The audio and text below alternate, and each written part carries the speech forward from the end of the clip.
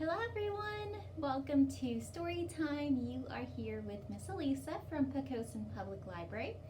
And this Storytime theme is going to be a special one this week because this week is National Library Week. So I'm excited to have a story time dedicated to our favorite place, the library. So follow along with me and we're going to read some fun books and sing some songs about books and the library. All right. So first we're going to sing our hello song, and this one is Hello Friends with our signs. So hello is this sign, friends is our pointer fingers and they cross each other. Time, we're going to point to our watches. Say, we're going to bring our hands from our mouths out. And hello. All right, are we ready? 1, 2, 3. Hello, friends. Hello, friends. Hello, friends. It's time to say hello. Alrighty, so let's get started. So our first song is called Read, Read, Read a Book, sung to the tune of Row, Row, Row Your Boat. On this one, I'll sing it 2 times. So the first time goes like this. Read, read, read a book, travel anywhere. Worldwide, you decide a book will take you there. Read, read, read a book, beginning to the end. What a way to spend the day, a book's a special friend. All right, and I'm going to sing that again, and at the end, do you remember our sign for friends? Yeah, so let's sign that one when we sing that last word, friend. Ready? 1, 2, 3. Read, read, read a book, travel anywhere. Worldwide, you decide a book will take you there. Read, read, read a book, getting to the end. What a way to spend the day, a book's a special friend.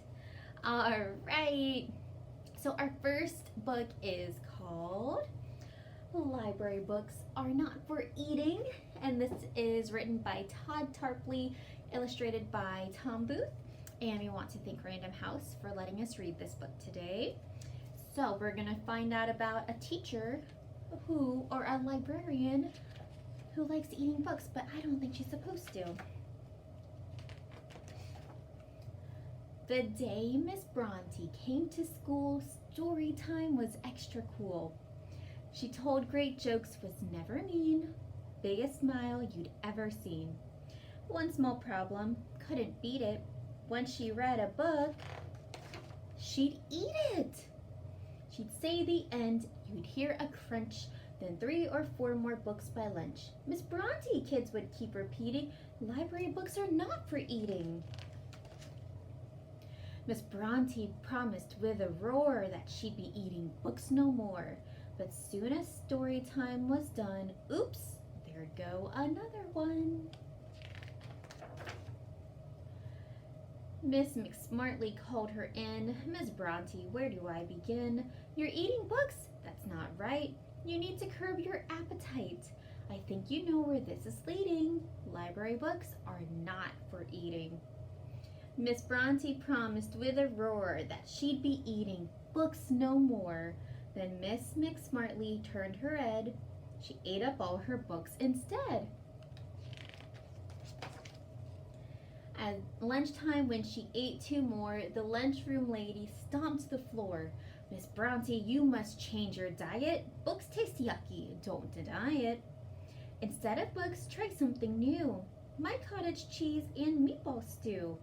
We've got to rearrange your feeding. Library books are not for eating. Miss Bronte promised with a roar that she'd be eating books no more.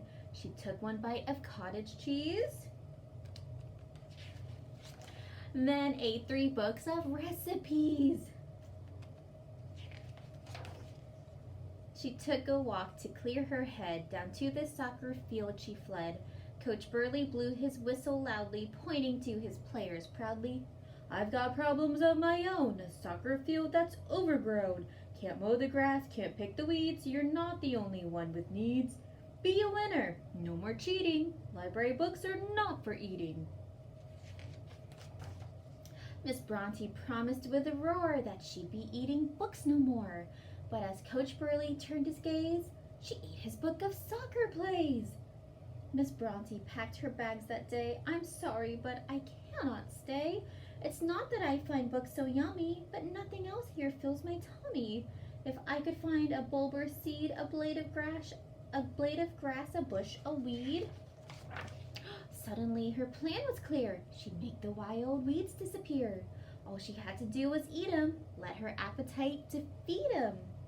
Now Miss Bronte just eats weeds. They fill her dietary needs. The soccer team has gone unbeaten. Not a single book's been eaten. Every morning, right at 9, Miss Bronte leads the story time. And every afternoon at 4, she's on the sidelines keeping score. The soccer field is good as new. Kids run and kick where weeds once grew. The moral of this tale you're reading. What do you think the moral of the tale is? Library books are not for eating. A happy tale this might have been, but then they hired Mr. Finn. Uh-oh. That was Library Books Are Not for Eating. That one was a fun rhyming book. All right.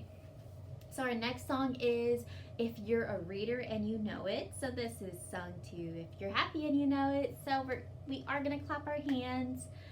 And then we're going to shout her, let's see, we're going to clap our hands. And then we're going to shout hooray. And then we're going to read a book. All right. Ready? 1, 2, 3. If you're a reader and you know it, clap your hands. If you're a reader and you know it, clap your hands. If you're a reader and you know it, and you really want to show it. If you're a reader and you know it, clap your hands. If you're a reader and you know it, shout hooray, hooray. If you're a reader and you know it, shout hooray, hooray.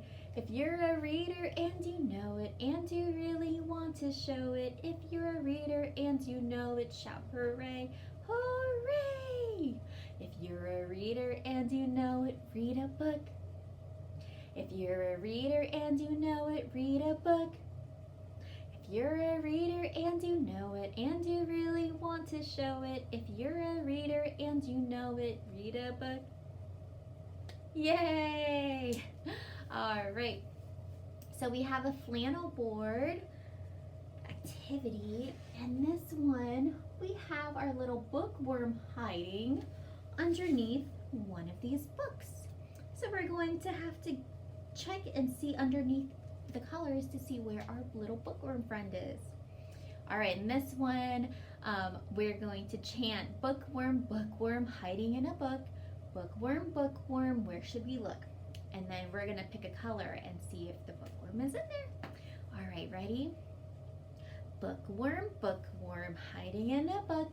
Bookworm, bookworm, where should we look? Okay, so what color should we pick? What about yellow? Are you in here, bookworm? No bookworm in there. Let's keep saying it. Bookworm, bookworm, hiding in a book. Bookworm, bookworm, where should we look? What about blue? Is bookworm in there? No! Where is bookworm? Bookworm, bookworm, hiding in a book. Bookworm, bookworm, where should we look? What color should we choose next? Green? Let's try green. There's no bookworm in there either. Bookworm, bookworm, hiding in a book. Bookworm, bookworm, where should we look?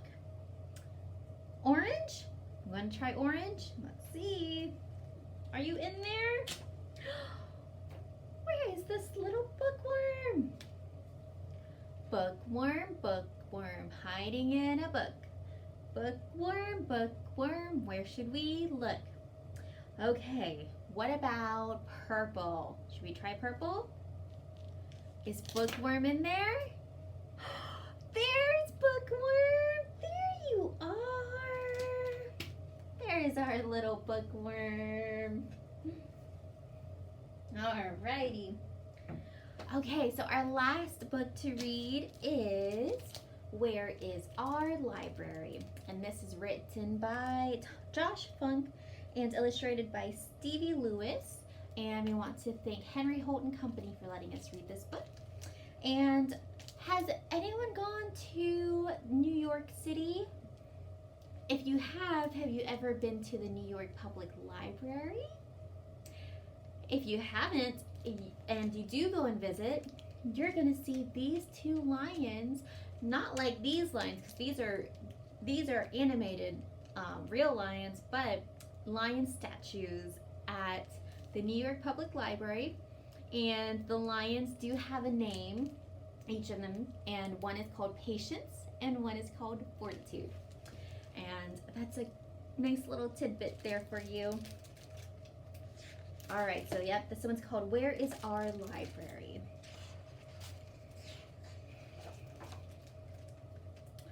Just after midnight, as all New York dozed, silently dreaming in bed, the last of the shops and the markets had closed when Fortitude lifted his head. Patience woke too, and the best friends agreed their night was about to begin. The library waited with stories to read. The two eager lions crept in. Sneaking inside was their nightly routine, tiptoeing to the ground floor. But something had happened they hadn't foreseen, and Fortitude let out a roar. The children's room looks rather different tonight, Patience said. What's going on? Fortitude twisted his head left and right, then blurted, The books are all gone. Fortitude gallantly rose to his feet. Follow me. I've got a plan.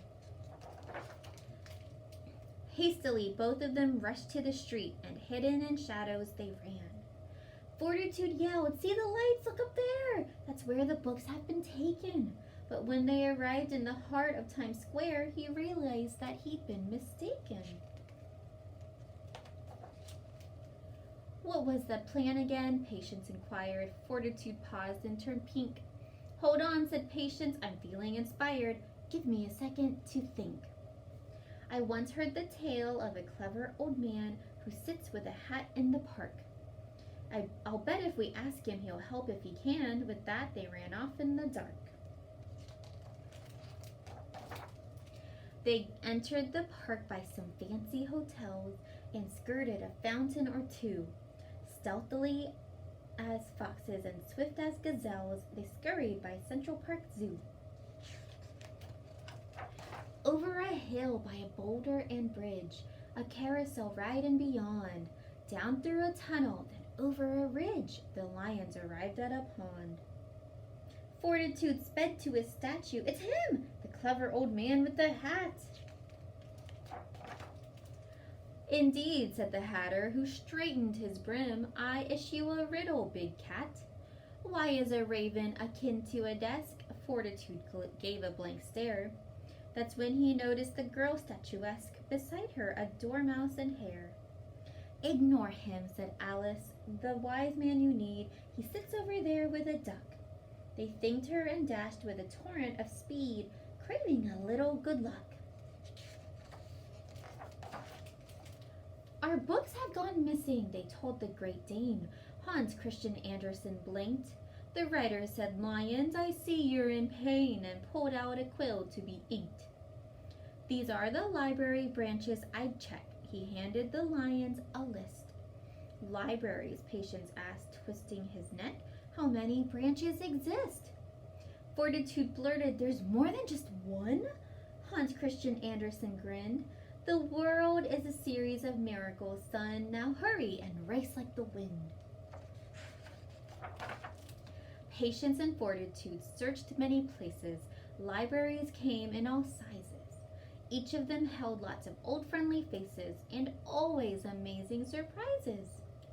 They scoured each library, scanned every stack, and pored through each awesome collection. They found some new books, but they wanted theirs back. Where was their old children's section? From Harlem, they flew up to Washington Heights and down to the Upper East Side. They wandered and wondered beneath the dim lights, snooped around corners, and spied.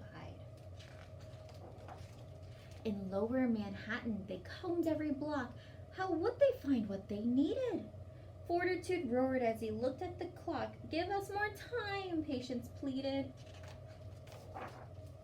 Excuse me, a voice from above shouted down. What's going on over there? Our books have gone missing. We've searched the whole town, said Fortitude, full of despair. The Kite Dragon stated, you need new perspective. Patience agreed, looking north. A view from up high will be much more effective, and thus the two lions set forth. Up on the high line, the sun now ascending, slowly it dawned on the two. Their library lost. Their quest was now ending. They hurried back home feeling blue. Nearing their home only 1 block away, Fortitude noticed a sign. Children's and Teen Center opens today. A shiver ran down his spine. The old Children's Center, it seems that it's moved, Patience began to explain. And that's why the signs here have said new and improved, said Fortitude, stroking his mane. Their library found it was safe and secure on the opposite side of the street. But the lions were thrilled with their citywide tour, for finding new worlds is a treat. The end. So the lions found their one library, but they discovered so many more. Alrighty, so that was our story time today. Happy National Library Week to everybody. If you don't have your library card yet, please come in and get your library card and discover the worlds that we have within our Poquoson Public Library. Alrighty, so we're gonna sing our goodbye song, and just like our hello song, we're gonna say goodbye instead of hello. Are we ready? 1, 2, 3. Goodbye, friends. Goodbye, friends. Goodbye, friends. It's time to say goodbye. Thank you so much for joining me, and I will see you next time.